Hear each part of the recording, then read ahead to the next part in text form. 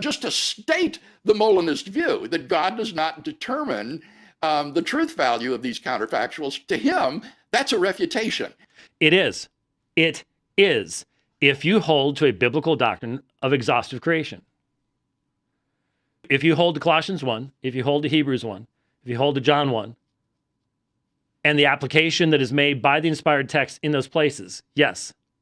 Yes, no question about it. It is a refutation of it. Stand by it. And so far, for all the raging, I have not heard a single exegetically based, biblically based refutation of that statement. You are saying something exists that Christ did not make. I say that is not a Christian position.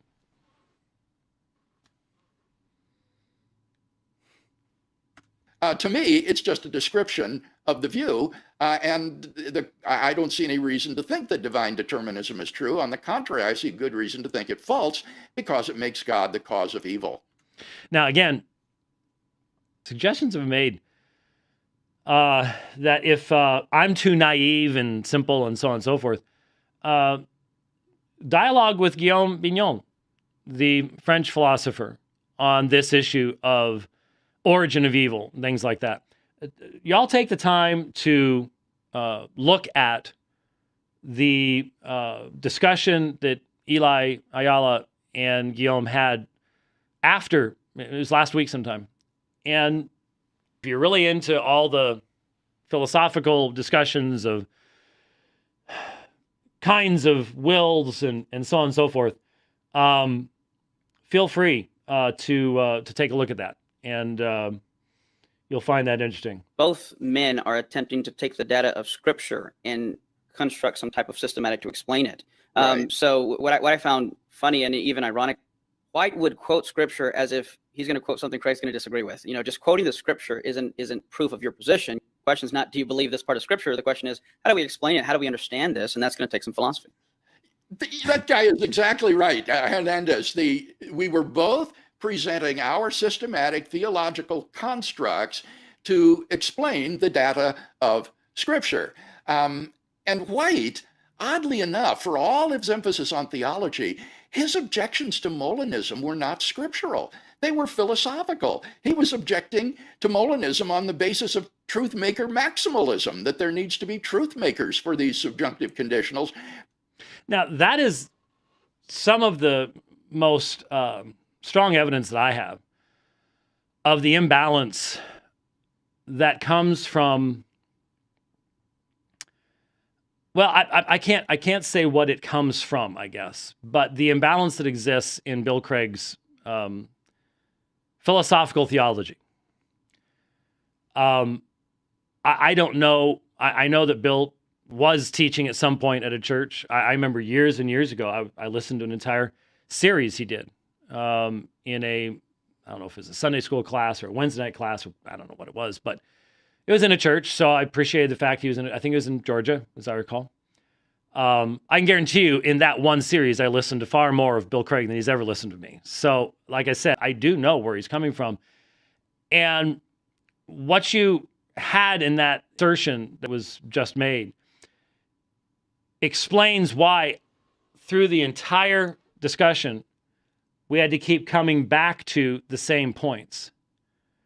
And the same points were the supremacy of Scripture over philosophical formulations.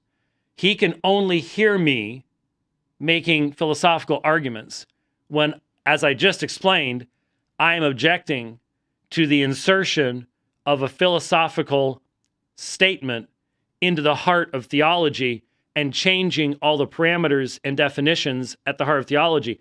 This is not derived from Scripture. What it's changing is derived from Scripture, therefore it must be rejected. He can't hear that. He can't hear it. I don't know why. I can't make him hear it.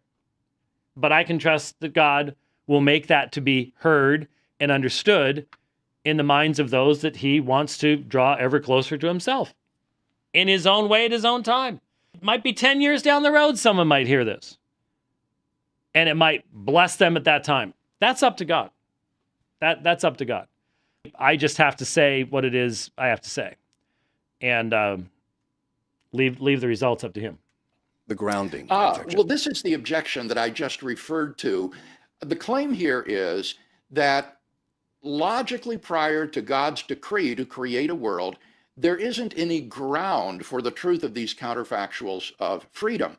And what I pointed out is that this presupposes a very crude view of what's called a truthmaker theory of truth. A crude view. Now, maybe you're an honest Molinist, and you're troubled. You're troubled by this because you're hearing what I'm saying. You're going, wait a minute. Okay. You may be actually sitting there going, look, I've not thought some of these things through before, but I'm hearing what White's saying, and White is saying that the assertion that there exists these true subjunctive conditionals that exist apart from God bringing them into existence. They're not an expression of his will. They're not dependent upon his will. They don't come from God. And they don't come from man because man hasn't been created yet to create them. And so they exist, and they exist so truly that God cannot change the content. God cannot change the content. And this data determines what worlds are feasible to God. And if you believe, as it seems Craig does, or at least accepts the possibility, in the trans world damned, the concept of the trans world damned, there are people who in any feasible world will be damned. They are that way because of the content of this body of data that doesn't come from God, and it doesn't come from man either. There may be honest Molinists sitting there going, that's a problem. That's a real problem. And just talking about Truthmaker maximalism, which no one's ever heard of before, you're literally saying that in a Christian worldview, because see, Truthmaker maximalism is just an epistemological sleight of hand. It's only meaningful outside of a creative context. Within a Christian worldview, it's a given. If you believe Colossians 1, it's a given. If all the treasures of wisdom and knowledge are hidden in Jesus Christ, and if he has defined all things, it's a given. There's no way out of it. To be a Christian is to hold that position. It's necessary. So, a Christian Molinist who's bought this stuff, maybe bought it in a less fully explained way. Because, like I said, in 2014, when you've got two brilliant men, Paul Helm and William Lane Craig, talking for almost a full hour before they finally got to the key issue. So I know all sorts of people who've decided they're Molinists that wouldn't be able to define a subjunctive conditional if their life depended on it. It's just never been presented to them. They've just been told there's this middle knowledge. They don't know what it's made up of. But, that sounds good, and it solves all the other problems, and so all is well. So we're being told this is a crude concept. No, it is what Christians believe. And so I can imagine, Bill's not going to listen to me. But there are others out there. And you may be honestly going, you know what?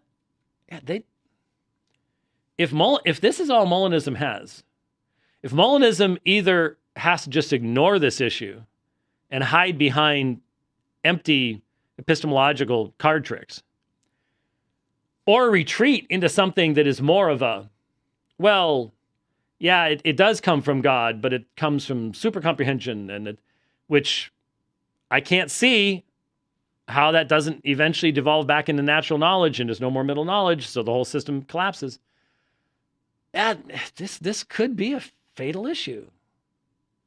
And maybe somebody else will find a way of expressing it that will get through to Bill. I'd invite you to try. Which says that truths have truth makers. And a radical version of Truthmaker theory is Truthmaker Maximalism, which says that every truth has a Truthmaker. And I think that doctrine is very plausibly false. And I gave a counterexample to it. Do you remember I said, how about the proposition that Baal does not exist? What is the Truthmaker for that, other than just the fact that Baal does not exist? All the gods of people are idols. All the gods of peoples are idols. I think it's, just off the top of my head, I was going to have it queued up. I apologize. I think it's Psalm 96:5, but all the gods of the peoples are idols. Okay, we're done. But that's scripture. Right. And if you believe that which God says, if the beginning of wisdom and the beginning of knowledge is the fear of the Lord, and if thy word is truth, then that is enough for the Christian. All the gods of the peoples are idols. That's why Baal doesn't exist. I mean, that is probably the worst example that I could ever imagine anyone coming up with. And it just illustrates, for Christians, we have a truth maker. His name is Jesus. We have a truth maker. His name is Jesus.